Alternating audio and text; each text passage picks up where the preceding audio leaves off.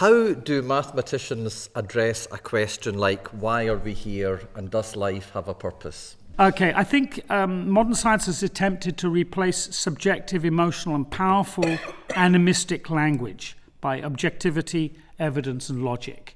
The whole idea of purpose is to do with sort of language which is extremely emotive. And so the question would be, well, how can a mathematician who's trying to use a language as objective and evidence-based and logical describe what is subjective, emotional and powerful?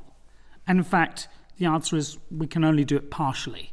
We can make some progress, but we can't do it completely, otherwise we wouldn't need religion, music, art and poetry in our lives. Trying to answer the question, why are we here, from a biological perspective, and this, you could, from a purely biological purpose, you could say we are here because of evolution. Eric's mentioned evolution and Darwin, etc. And the theories that Darwin put forward, the origin of species, and in particular the theory of natural selection, provide a framework, a model for how we as sentient beings, complex organisms, have evolved from the very earliest days of this planet, when there was some sort of chemical soup before life existed, how that has gradually developed over the aeons from very simple organisms to ever more complicated organisms. One direct question, as a mathematician, does God exist?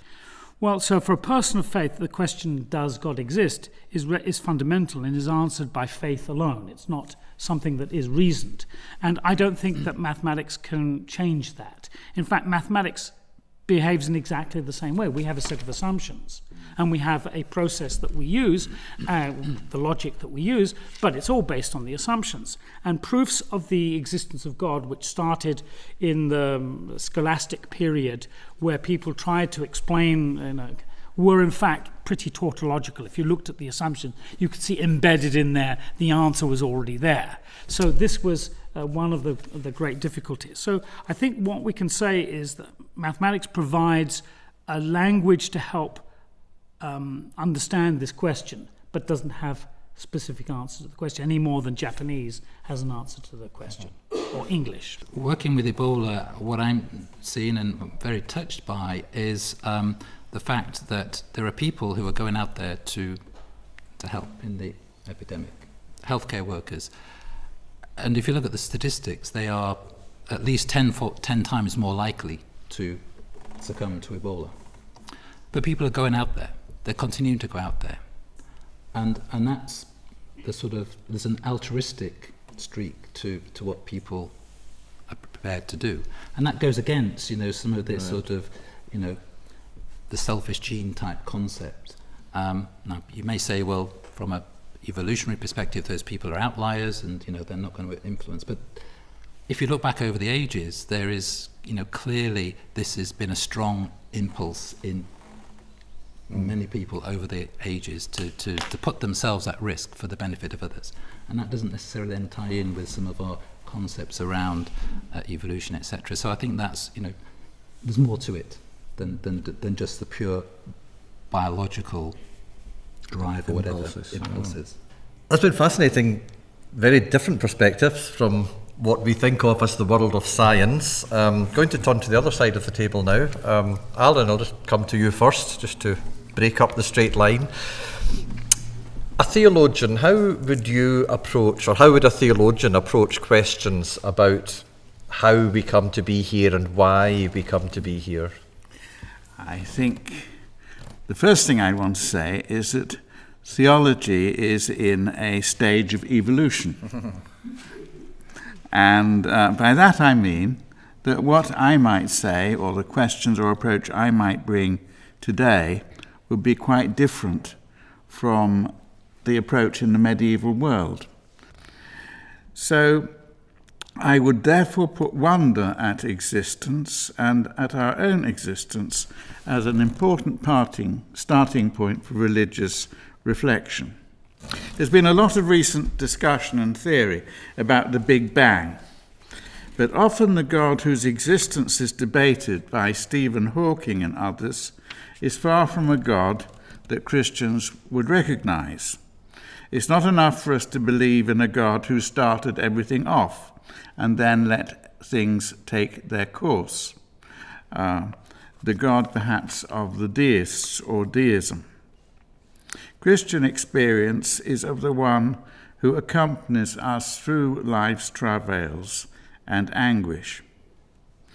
And so the testimony of Christian thinkers down the ages is worth valuing and learning from, the kind of God they believe in and proclaim. When we say, why am I here? As an African, I would say, I'm here because God created me to be here.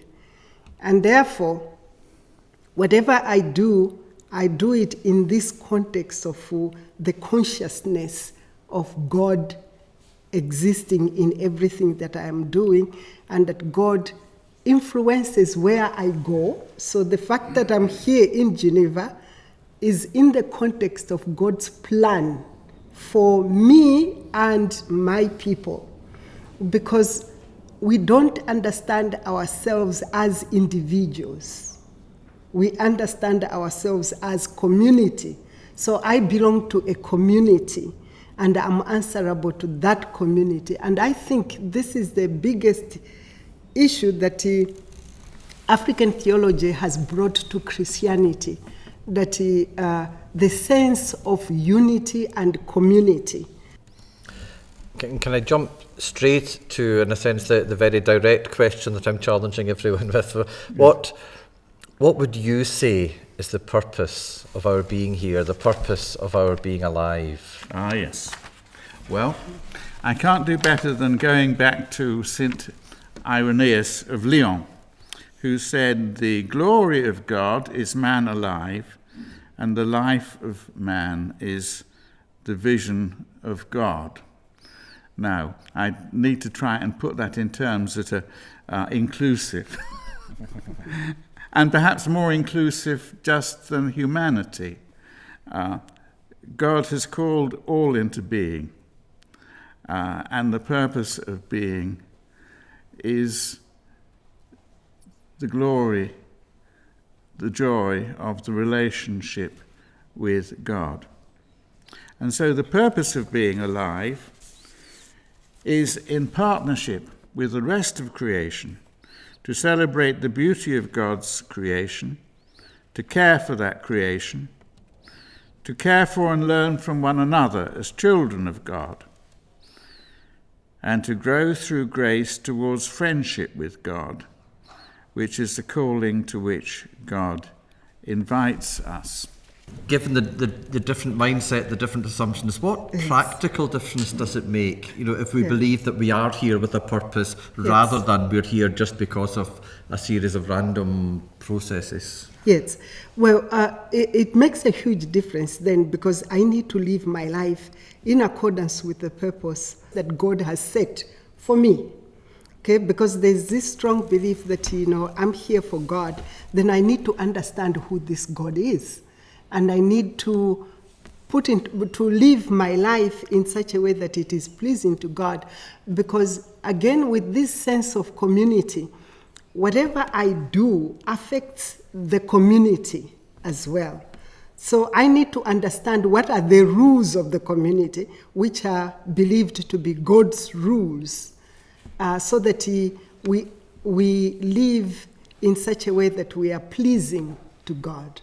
So there's constant search of wanting to understand, what does God require of me?